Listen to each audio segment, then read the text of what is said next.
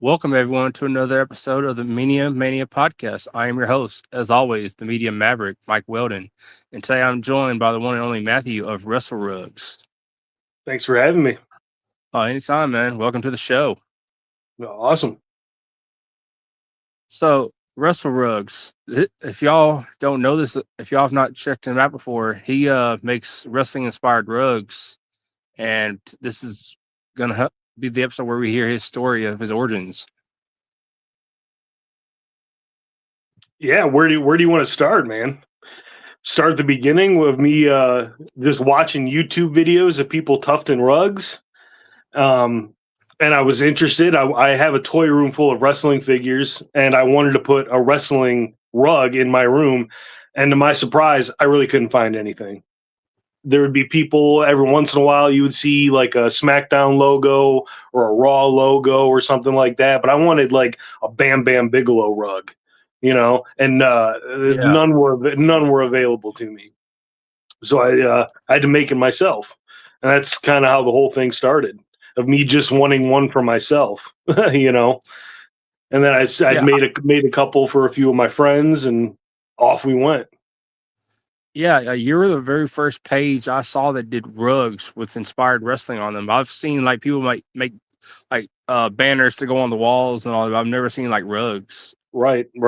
That's what I'm saying. I Googled pro wrestling rugs and found nothing. You can Google Pokemon rug or Nintendo rug or something like that and get a billion hits.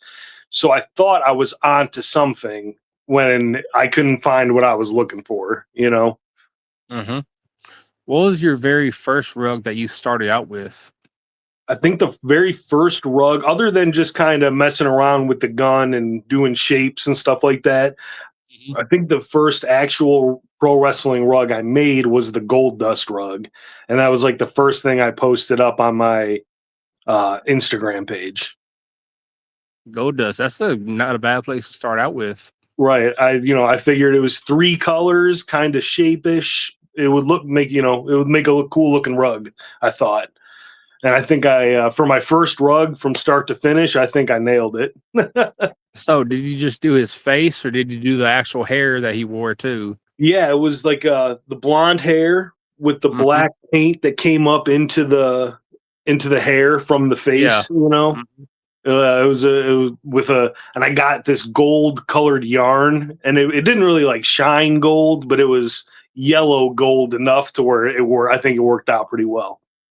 Yeah. What is the process of making one of these rugs, and how much materials do you have to go into to have it? To start off, you would need like a tufting gun, which is like it's kind of like a sewing machine and a power drill kind of put together, if that makes sense. And it pushes the yarn in and cuts it real quick at like 1,000 RPMs or something like that. So you need the gun, you would need a frame to stretch your tufting material across. Mm-hmm. And then the yarn. That's the big part, is the actual yarn, because it's like it's coloring with yarn is like the best way I could describe it to somebody. I'll get an image, or somebody will commission me an image, or I'll piece together some stuff on Canva or something like that to try to build an image, and then I project it onto the screen with a projector onto the tufting mat, and I'll draw that out, and then from there you just start tufting away. What has been like? I've seen a lot of your work. I've seen a lot of your videos where you show people what goes into making them. What has been your favorite either commission or rug that you've made that's gotten you noticed the most? Oh, that's a tough question. Every time I make one and I take a picture of it, I go, "That's my new favorite." You know, um, some of the ones that stick out. I did like an old school WWF logo, and it was like pink, blue with like yellow in it, and it turned out so clean and crispy looking. That's one of my all time favorites. I recently did like a Aleister Black sigil rug, like his new logo type thing, and he actually shared it, and that little clip got like 30,000 views in like 6 hours or something like that. So I think that might be the first one. Yeah, I saw your process on that. I saw your process on that one. It looked like it was one of the more complicated ones that you've done. No, yeah, absolutely. Anything with a lot of line work is tough because you need like the steady hand on it. And that one was like all line work, you know, with like the little crisscrossing sections and stuff like that, little hooks. Oh yeah. Like one of my favorites that I've seen you do, just in my opinion, one of my favorites is this one right here with Kurt Angle. Oh yeah. That one, just like I was thinking myself, I know that had to be hard, especially like getting like the open mouth, like where his mouth is open. I know that had to be difficult. Yeah, it was. I was definitely swinging for the fences with that one. I've never tried to do a portrait like that, and I think it turned out real well with the mouth, and you could see his mouth guard in there, and that was like a TNA picture originally of Kurt. Yeah, and did he did when you tagged him in it? Did you get him to notice it? Like, did he view it, like it? No, I don't think he ever saw it. His wife liked it, so that's cool. Okay. So maybe she went, "Hey, check this out," But I don't. He never liked it or shared it or anything like that. But it's all right. He's a busy guy. Oh, he is. He's got a lot of milk to drink. Got a lot of milk to drink. Yeah. Oh man. So I saw the one post that you made for the Gangrel one that you actually got. You went and showed it to him at one of the shows he was at. What was his reaction? What was his reaction to it? Oh man, he loved it. He thought it was so cool. Him and Mick Foley both were kind of flabbergasted that pro wrestling rugs were a thing, because I kind of gave them both the spiel, like, I make pro wrestling themed rugs and you were here, so I figured I'd make you one. Did they actually did they actually end up taking them home with them? As far as I know, yeah. Okay. Because I mentioned to him, I'm like, both of them, I could ship these out to you if you got a PO box or something. I don't know what traveling with this is going to be like. And Gangrel was like, no, I got a tote here for all this stuff. And I was like, all right, perfect. Yeah, that is cool. They because I've seen a lot of wrestlers, like, they might not take everything that the fans give them, especially like I don't want to get too off into it, but like when these fans are sending stuff to their actual addresses instead of, like, because they're supposed to send them to PO boxes. Yeah, I would never do that. I'm not gonna go hunting for a personal address. Yeah, that's. I wouldn't even ask. No, that's not something I would even ask for. No, that's crazy. One of my second favorites that you've done is the Stone Cold 316, giving him the finger, the middle finger. Hell yeah! Oh hell yeah! Yeah. I wish I could get the sound bites to work. They're not working now for some reason. What? Yeah, I drank a beer. What? What? I drank another beer. What? What? Some tequila. What? Whiskey. What? Oh man, I'll tell you what, those foam finger style rugs, I've done a couple of them, and they might be my like I say every time, like my new favorite, but they're my current obsession. I've been looking at a whole bunch of older foam fingers, and I'd like to try to do a bunch of them because I think they're just fun, and it's something that hits some nostalgia for some people, you know. Did you actually make it where like an actual foam finger where you put your hand in it, or is it just the rug? No, it's just the rug. Okay. Man, maybe one of these days I could do it double-sided so I could actually put my hand up in it. I don't know if Stone Cold, I don't see him do a whole lot of signings or wrestle cage or whatever. He doesn't do a lot of those, and it'll be cool to actually, if you could take that to one, if he ever comes to anywhere and have him look at, actually just have him look at it. Right. If I had a whiff of that being a possibility, I would make it happen.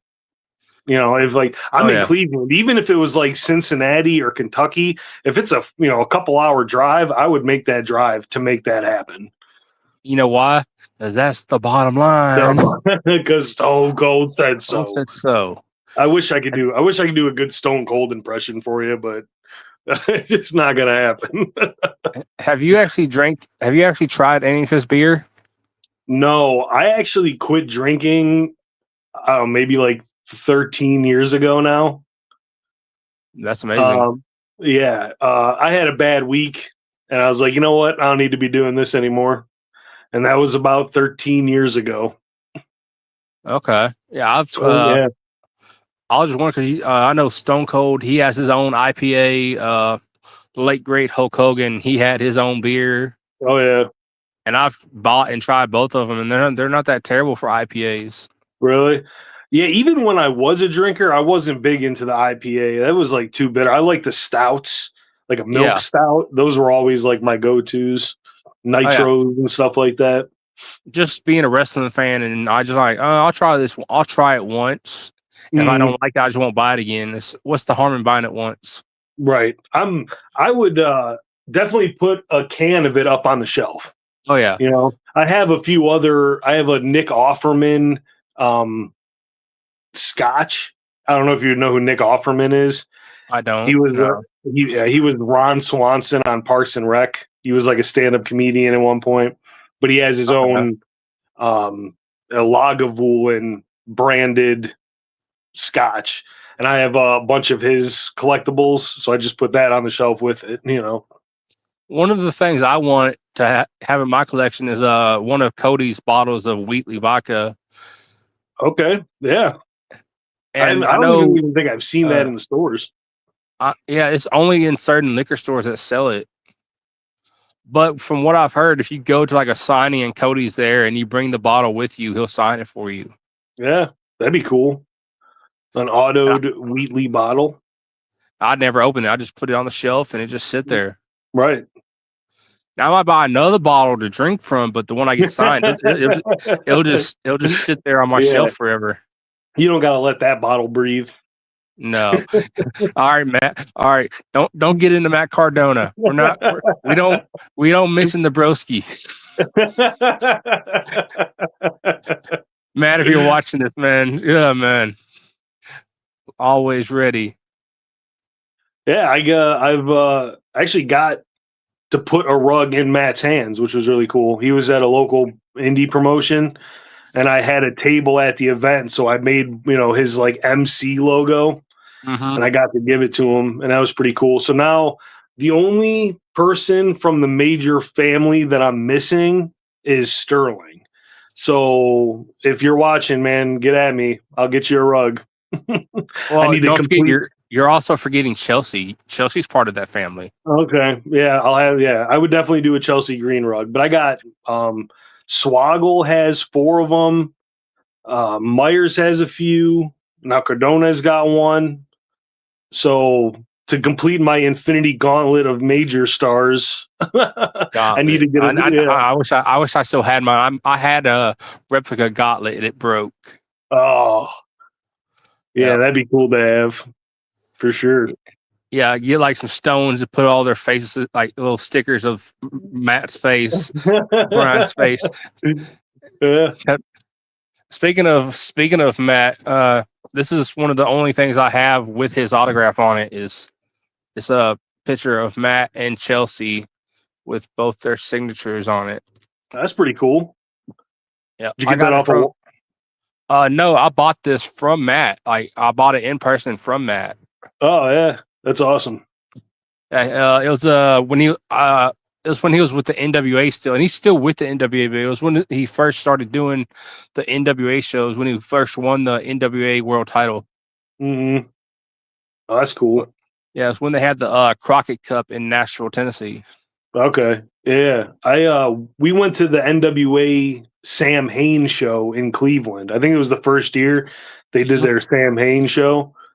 And Cardona was there, but I think he was hurt at the time, so he just kind of came out with a microphone and ran everyone down, you know. Oh, that's Matt. That's Matt for Oh you. yeah. Oh yeah. But it was great because like he got the pop when he came out, and then within minutes of him talking, had the whole crowd booing him. Like that's how you know you're good. You know.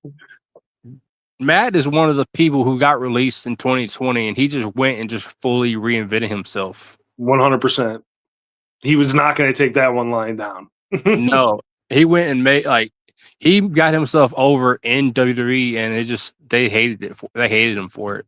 Yeah, that's a bummer, man. Because the dude's a personality. I'll never understand why they fumbled it like they did. And all this, I don't know if you watch a lot of the cinematic matches he's had since being released. He had the one with EC3. He had the cinematic match with Shotzi.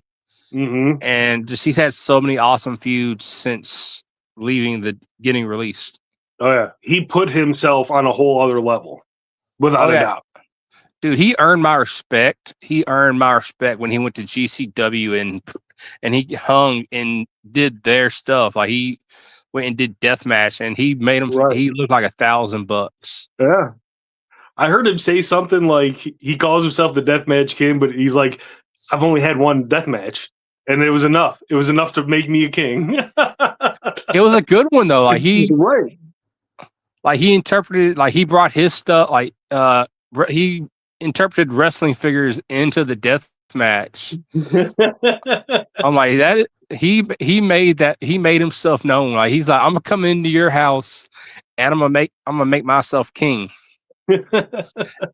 And dude, even Nick Gage said that he earned his respect coming in there. Because a lot of people thought, oh, he's going to come in here and he's just going to try and be something. He's not going to end up doing it right. But he gained so much respect from people for coming in there and actually doing it. Oh, yeah. 100%. Yeah. And after the match, he was so bloody. Like he had, like, I saw the photos after the match. He had like cuts and glasses everywhere on his body. I'm like, dude, I don't care what anybody else says. You just made yourself. You just made your name outside of WWE. Oh yeah, he went out and did it for sure. Oh yeah, not just him. It was Chelsea too. When she before she went back to WWE, she went and made her name for herself. Oh yeah. Well, Chelsea's been a nut for like a while. You know, I was watching like old Lucha Underground clips. Oh man, her match. Oh man, that match! Oh, she still gets asked to this day, since her and Penta are now in WWE, if they're going to run it back. I would tune into that. I would buy the ESPN subscription to see that match one more time. And Chelsea said, "Give me like a month or two. Let me get in that shape again." I'm like that because she took that pile driver from Penta and just made it, and she sold it like a champ. Like a shotgun. And I'm not the biggest fan of intergender matches. I don't think they always will look good. But that one, like, give me that any day of the week. Any day of the week. Yeah. I mean, I would more believe a intergender match like that than I would a non-plunder match, you know? Yeah. Like, yeah, why wouldn't the woman, like, pick up something and start swinging it? Yeah. Like, they try to give us that whole Rhea Dominic match. I'm like, I don't want this. Yeah. Yeah. So, has anyone out from WWE, like, currently that you've made rugs for, noticed some of your work? Aleister Black, for sure. Yeah. Aleister, yep. I'm trying to think. I think LA Knight liked one of my posts at one point when I did it. Yeah, that one. But I think he might have liked it when I was making it. Yeah. because I tagged him in like a video of me actually making it. And I didn't even know that one was gonna glow like that in the black light. Oh, it looks, man, that looks awesome. Yeah, What color did you use to get that effect? it's just a bright yellow and a bright white. That is blue. Like that, I don't like that shines. See, it looks so much different in this. Oh my, that looks. The picture doesn't do it justice. It turned it into a whole other piece just with yeah, switching it to black light. You know. Oh yeah. I'm surprised, like, because you've made so much awesome artwork. Like, you have the Bailey, you have the Macho Man that you've done, the Alexa Bliss, the Rock, and you mentioned it earlier. I don't think I showed it. The Gangrel that you did. That's. I thought that came out real cool with the gothic looking G on it, the old English. He was I love seeing people's, because that's something I don't get when I ship a rug out, is seeing somebody's face light up when they see it. I've had a few unboxing videos of my rugs done, but seeing it live is amazing. Oh man, it does my soul good a little bit. And I love how you interpret, like you put like the figures of each person you're making their figure for right there on either right on top of the rug or right at the bottom of the rug. Right. I try to get a couple good pictures, Oh yeah. Like especially like to show this one again, like you got the two Kurt figures right there standing on the rug. Yeah. Like it should be. Oh yeah. Peak angle. It's not perk angle anymore. It's peak angle. Peak angle. No more perk. Sure. No more perk. I'm glad he said something, because we were all using it as like a term of endearment, but it was kind of messed up, Because he was on pain pills at the time.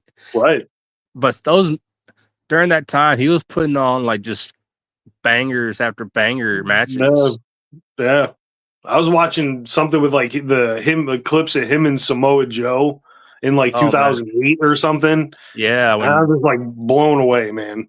Because like that kind of era eluded me for a long time until recently, really, when you could like it's just so much easily available to like sit and watch anything, And I think with one of your rugs, I think you foreshadowed something with one of your rugs that you made with the Bailey one. I think you foreshadowed. I think you foreshadowed something, because now, with her new character, she's switching between the hugger Bailey and heel Bailey every week. She's hugging people again. I did that twice. I made some Yeet glasses right before Jay won the Rumble. Like I did a Royal Rumble giveaway with Yeet glasses, and he won the Rumble like that night. I was like, wow. I couldn't there's no way I could have predicted that. And I was like, and I was doing videos of me making the Bailey rug, going, man, I wish Bailey she could throw back to the hugger at this point. It's been a while, And then a week later, here she goes hugging people again. She even hugged Wade Barrett. He kept waiting for the hug. He was just waiting on it. I want to hug Bailey. Yeah. This next one, this other one that you did, I actually had something similar. It wasn't a rug, but it was like a foam finger thing that I had on the wall. It looked almost just like that. That I got that from the foam finger. Yeah, I kind of figured that, it looks just like it. The lines on the foam finger were just so clean. I was like, well, this is what I'm going to use. Like, did the Rock see it? Did you tag him in it? I tried to tag him in it. I don't think he ever saw it. That was pretty early on in me doing this. Wardlow actually bought that rug from me at a local promotional show. That's Wardlow. I wonder if I wonder where he put it at. I wonder if he has it on display. Yeah, I mean, he said he was going to put it on display, because he came up to me in the beginning, because this was when he was off of TV from AEW, so I don't think he was like actually at the show, Yeah. So I was in there setting up before the show, and the wrestlers were doing their things in the ring. and I see this gigantic man walking toward me with his hood up, and I was like, oh, I mean, this has got to be somebody, right? And then as soon as he gets close enough, I'm like, oh shit, it's Wardlow, you know. And he's like, wow, he's like, these are great. Do you make these? I'm like, yeah, man. You know, I haven't made a Wardlow one yet, but I can definitely hook you up with one. He's like, no, but I'll tell you what, if this one is still here, and he picked up the Rock one, he's like, I'll buy it at the end of the show. And sure enough, after the show, when everyone cleared out, I was packing up, and he came up and he got it from me. That's awesome. Like, that's Wardlow buying that, and just now it's, you know, it's in someone from AEW's collection. That's right. That's huge. Yeah, man. Cleveland dude. It's good seeing him in a spot like that. I mean, not right now because he got hurt again, but yeah, it looked like he was about to get to that spot again. You know. Good. At least he didn't hit you with a powerbomb symphony. Oh man, right through my table full of rugs. Yeah. Hey, that would have. Man, that's good PR. That's just good PR. I'd be like, did you get that on? Did you film that? Did you get that on camera? All right, good. We're good then. Yeah, clip it. Send it to me. Yep, clip it. Yeah. Man, this one right here, man. This next one that you did, it takes me back. Like, just the design of it takes me back. This is like the retro colors. Yeah, man. The Macho King. It's just like bright slime green and bright pink. It's still hanging up. It's still hanging up on my wall over here. And they still use him for some of their, like, they use old footage of him for their Slim Jim commercials sometimes. Oh yeah. Like the retro. Because they're partnered with Slim Jims right now. WWE is. They have their like logo on the tables and all that. Oh yeah, that's right. Oh, here, they could use my rugs next time. Oh yeah. Oh yeah. The Macho Man. Randy Savage. Dude, it looks great hanging up over here behind my shoulder. Oh yeah.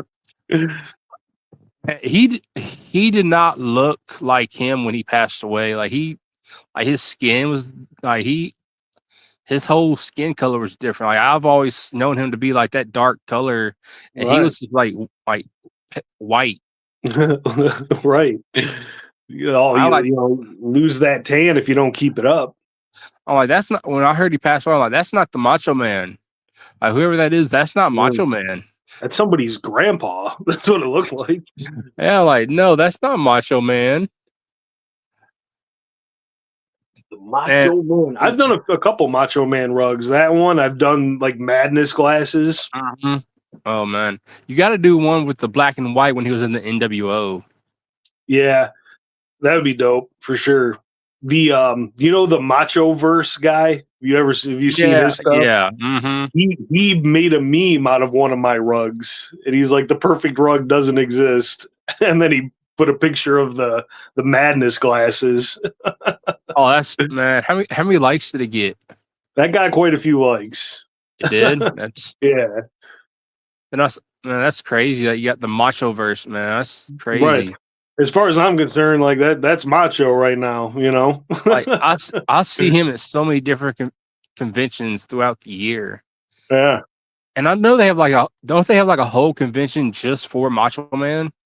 Something like that, because wherever he's going, there's always like 15 Macho Mans that he's like pointing at. Yeah, I'm like, you're doing the Spider-Man meme, like. Yeah. I think it's he. I don't know if he hosts it or something, but there is some type of like wrestling cosplay meetup, and he's always there.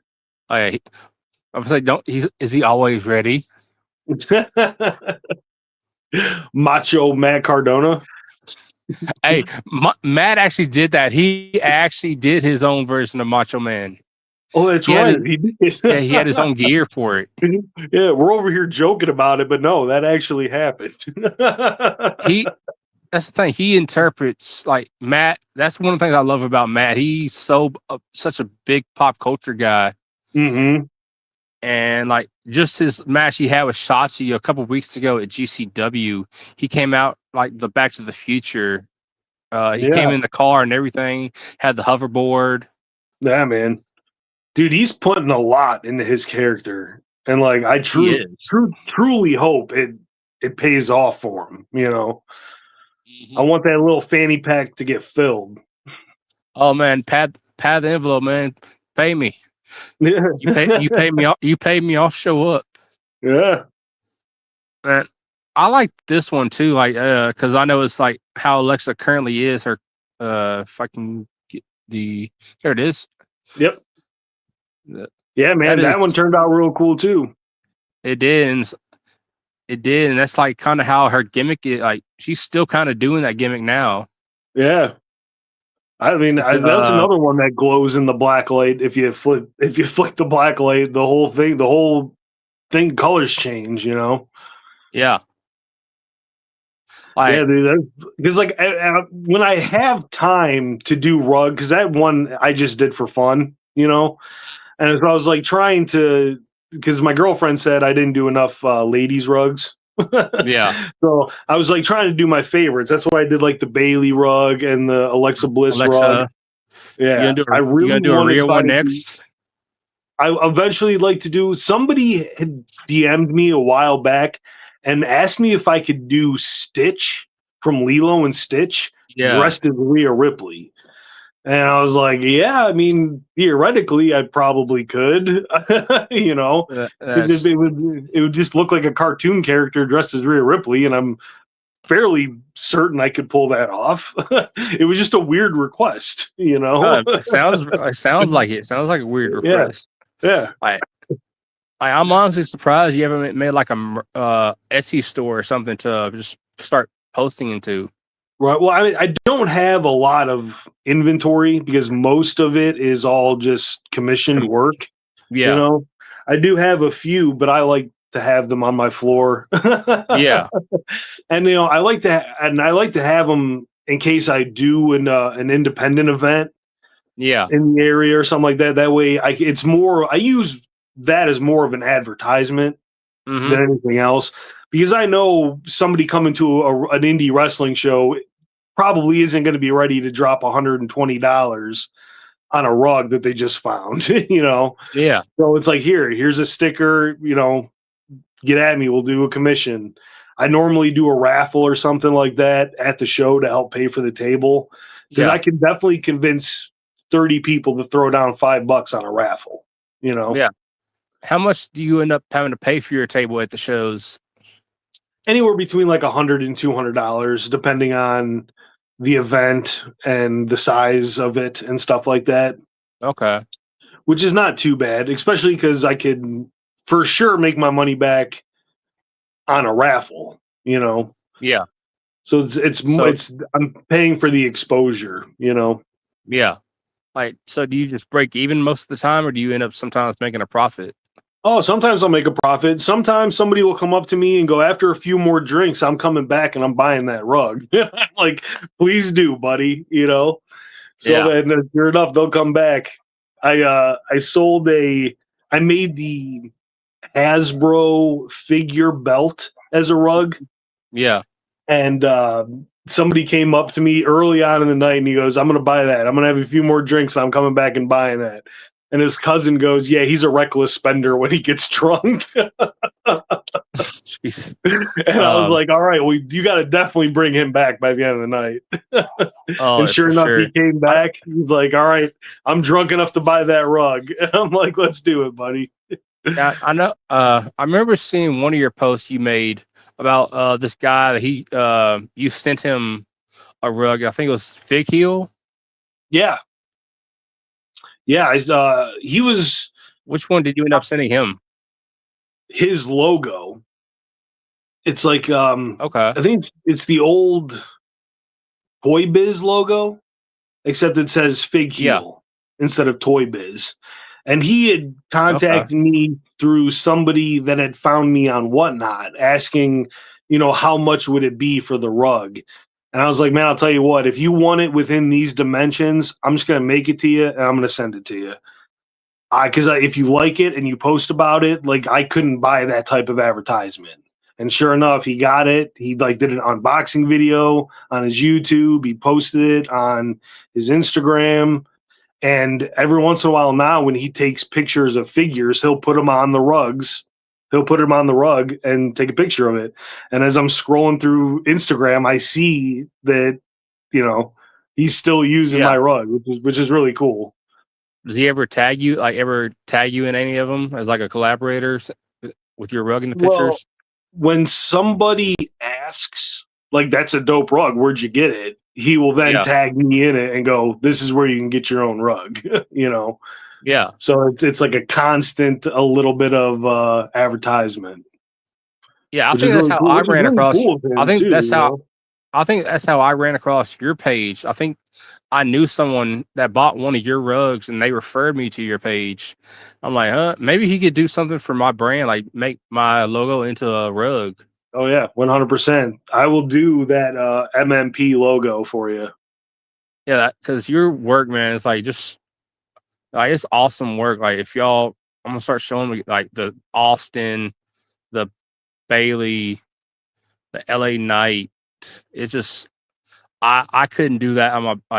I'm good with like doing stuff on a computer, but doing that by hand, I don't have the steady hand for it. I mean, I was a welder for a little bit, so I knew I had a pretty steady hand in dragging and pushing metal. I said, it can't be that much harder to do it with yarn, So that's why I figured I think I could pull this off. And with each rug I make, I get a little bit better. I learn a new trick, Yeah. So how long did it take you to get your toy room set up, and how long have you been collecting all this? Oh man, years. It's been, this is decades of collecting, really. I mean, when I was at my parents', like I lived with my parents, I had one small bookshelf that had a bunch of trinkets and stuff on it. Some wrestling figures here and there hanging on the wall. But then when I got my own house and I moved that one little bookshelf into a whole room, I was like, all right, well, so we got to do something here. So that's when the aggressive expansion happened. Mm-hmm. But it's been, a long time worth of growth. And everyone goes like, oh, that's a lot in bookshelves and stuff. But it's like, well, I didn't buy 9 bookshelves all at once. It's like you buy one, you fill it up. You buy another one, you fill it up. Yeah. Right. And then you just have a room and you're surrounded by childhood nostalgia, Oh yeah. Like your toy room reminds me of another buddy of mine. He's also a content creator on Instagram, and he just has like his whole wall is like yours, like just full of figures and shelves full of figures, and it's like it's just like I would never have the money to. It would take me forever to get my room set up like that. Yeah, well, I mean, you have forever, This is I tell I got a friend of mine into collecting. He was always like, he liked wrestling and he didn't really, collect or anything. He walked into my toy room for the first time and went, "You spend your money way better than I spend mine." Oh yeah. And now he's got like his own collection and it's his own monster that I've created, And what have I done? Yeah, right. I mean, he was one of the first ones I did a rug for. I did a Brock Lesnar logo for him because he was just starting to collect. So he was like doing all Brock. He's like, I'm just going to collect Brock Lesnar stuff. It's going to be all Brock Lesnar. Now that is completely gone out the window and he just collect, but it's cool to see other people out the window. You're right. Yeah, F5 right out the window. Yeah. But this is, collecting is a marathon. It's not a sprint, No, it's not. So I guess if I really start adding up, like kind of how much all this costs, it would probably be an embarrassing number. Yeah, I love the paint. I love the paint on the wall. Like the paint itself is just like so soothing. Yeah, the blue. That was there when I moved in. I like it. I do. Yeah. I like it. Yeah. I was like, we'll keep it. It's a boys' room. It can be blue. Yeah. I have blue eyes, so yeah. Mm-hmm. It matches my eyes. It matches my eyes. And What is your favorite figure or item that you currently have in your figure room? Oh man, that's a tough one. I mean, some of my favorites got to be like the Bane collection because I collect Bane from Batman. Mm-hmm. His figures are just so like big and bulky and impressive looking that they're always one of my favorites in the collection. Yeah.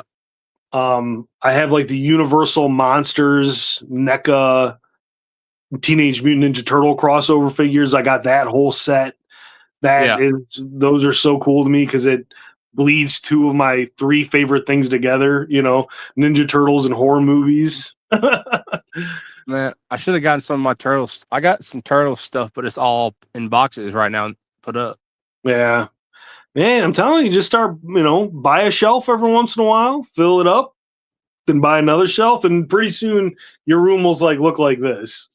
Hey, I got one shelf is full right now, and I've got a lot of the stuff I have is still, as you can see, in the box. Yeah. I mean, I do keep a lot of things in the box, like, all these classic superstars that are above my head. They go all the way around the room. Like, I'm not going to open those up because they look too cool, like in boxes. But I like opening this stuff and I display it because you can pose them and make them look cool. If is it an investment or is it your collection? It's like the conversation you kind of have to have with yourself when deciding that kind of stuff, Oh, definitely.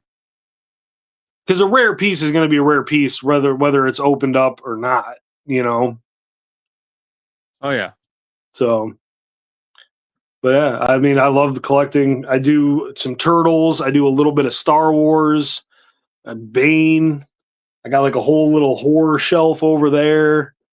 All the WWE stuff is behind me.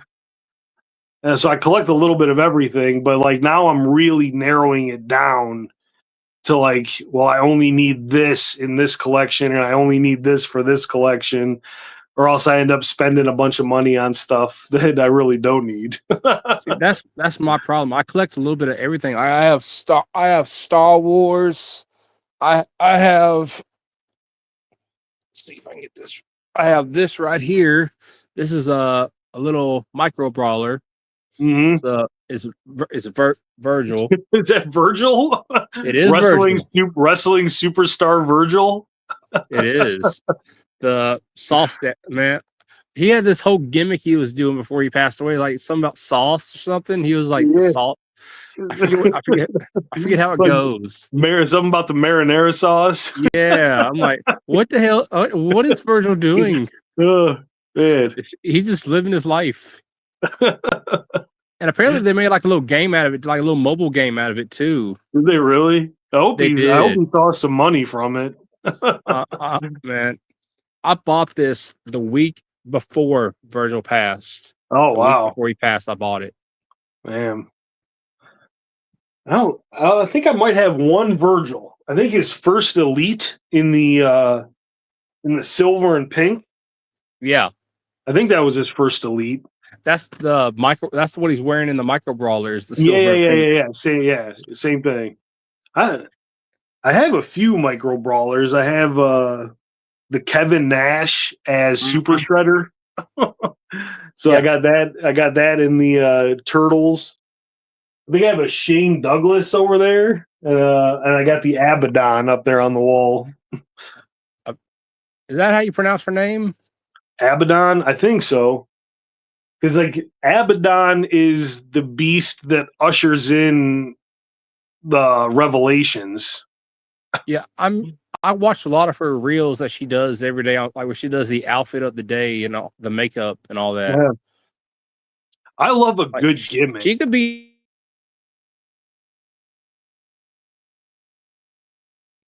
involved in like the movie process.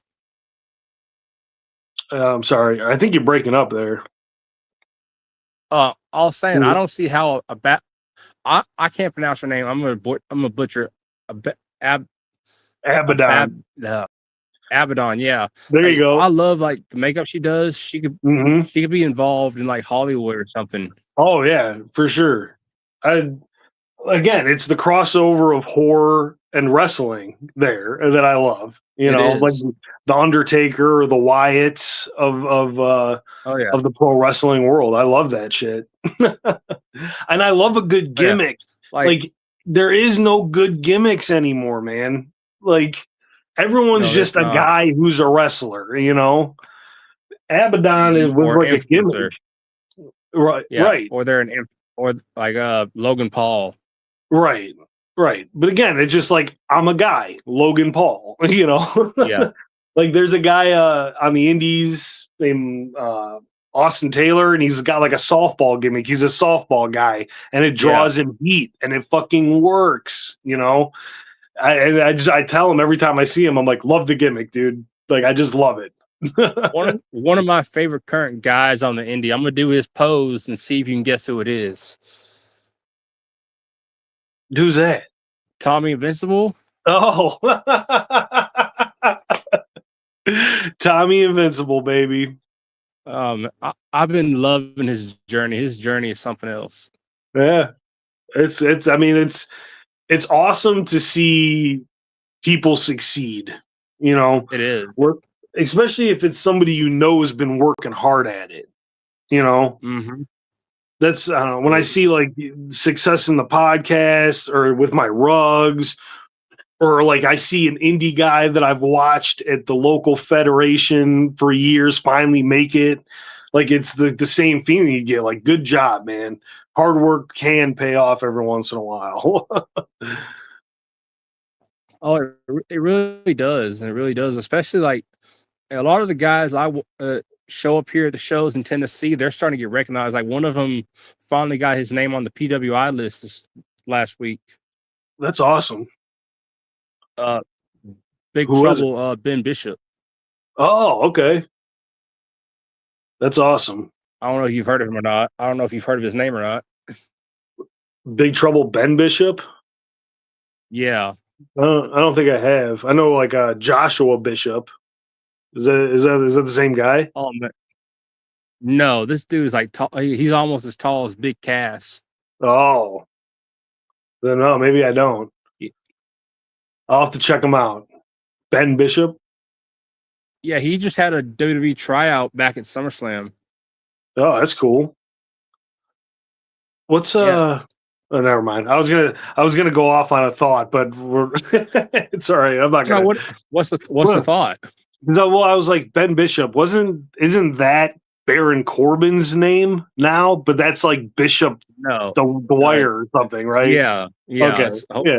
Sorry, it was just like my train of thought just kept going, and I was like, no, come back here.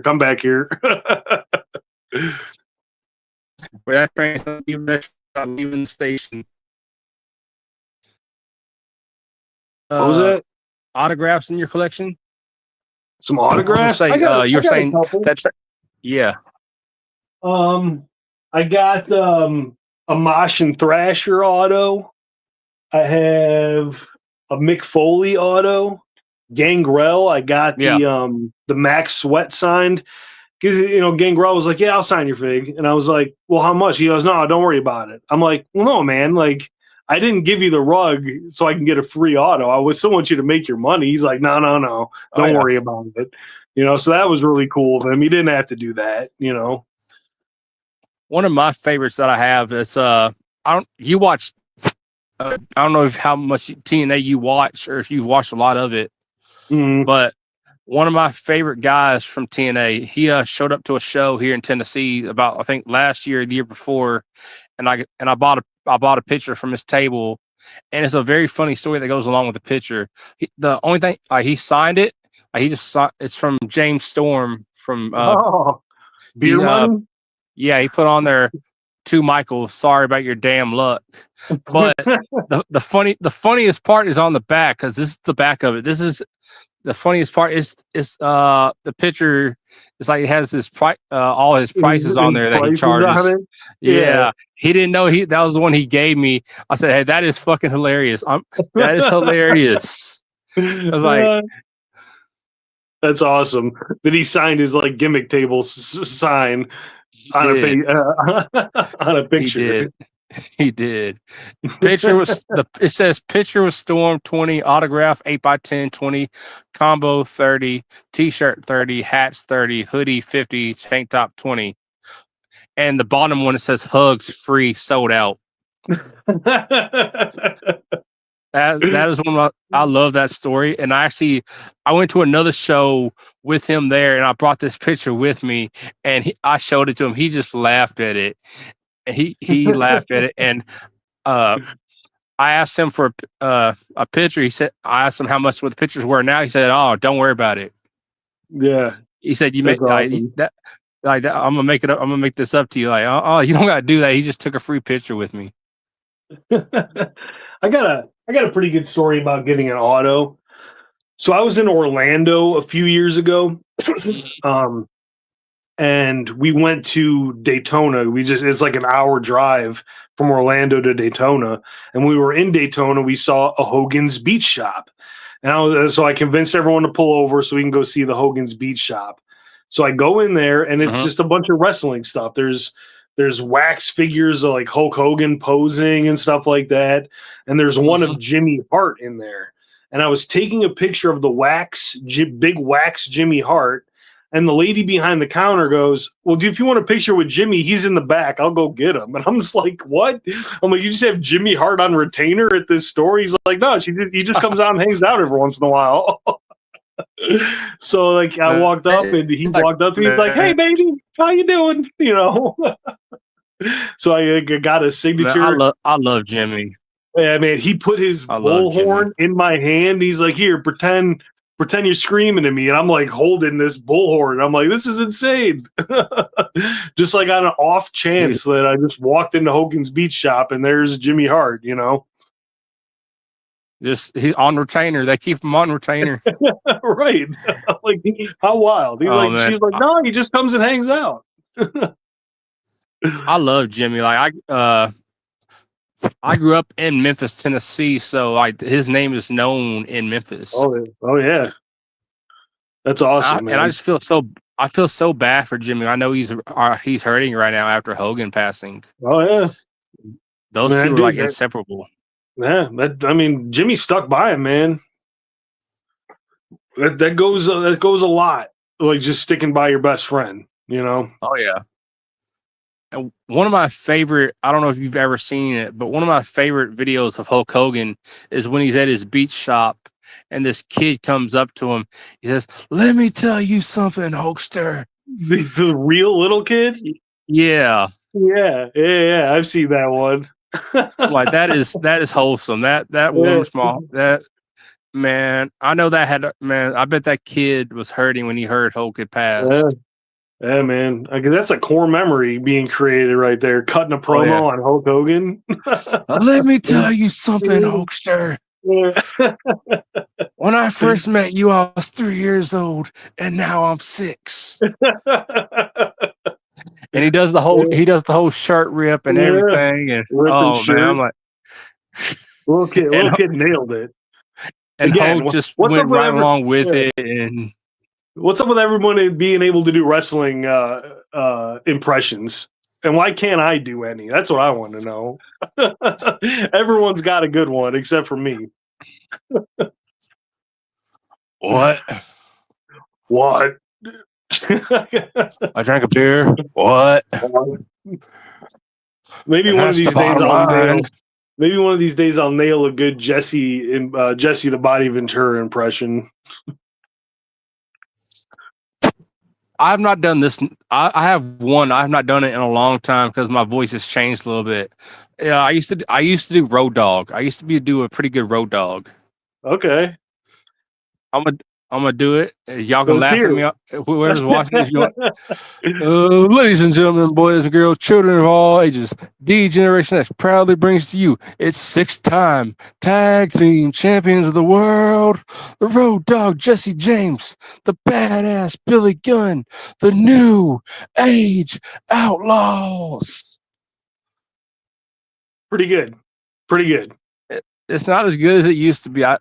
my voice has changed, so I don't do it as much. But you got the same draw that Yeah. he, and it's like it's a natural draw. Oh yeah. So it's pretty good. Most of the time when I do it now, I've had a couple of drinks in me. And I'll start shooting off. Oh yeah, man. Oh, I'm gonna practice a good impression. Next time you have me on, I'll have a good one for you. I promise. Right. And now, and if you're not down with that, got 2 words for you. Yeah. Fuck it. Can we say that on YouTube? I don't know if copyright striking. We just can't be did. talking about those type of documentaries on YouTube. No, we can't. Yeah, it's yeah. Can we talk about those documentaries? Not on YouTube's. Not on YouTube's. No. Oh man. I appreciate you coming on the show today, man. I've enjoyed the episode. We've had some good conversation. Yeah, made me have some laughs. Absolutely. And if y'all haven't yet, y'all make sure to go check out Wrestle Rugs on Instagram or wherever you can find them. This is his handle right here. If y'all want to go, commissions are always open, and he's always ready. Always ready. Well, all right, man. And also, if y'all haven't, this podcast has been sponsored by W Energy and fueled by W Energy. And if you haven't yet, if you feel the thirst and you need some energy, make sure you will get some W. And when you're at checkout, make sure you use the code MMP10 at checkout to save yourself 10%. I'm gonna get some W after this. Use that promo code. Oh man, go get some, man. It's good. I try a lot of their products. It's very good. Hell yeah. I'm gonna give it a try. Thanks for having me on, man. Whenever you want to have me on again, just let me know. And I'll be this was a blast. I appreciate it. Next time I'll get my headphones working. I had them working right before we got on, and then I turned it on and it didn't work anymore. So I was like, oh shit. They pulled a whole couple. That doesn't work for me, brother. Yeah, it doesn't work. The goddamn headphones refuse to put me over. Yep. They said, nope, we're going over here. Yeah. Make me look like a damn fool. Yep. Well, make sure y'all catch this on the replay, and make sure y'all catch the next one. I've been your host, the Media Maverick, and this has been Wrestle Rugs. Thank you, sir. Good night.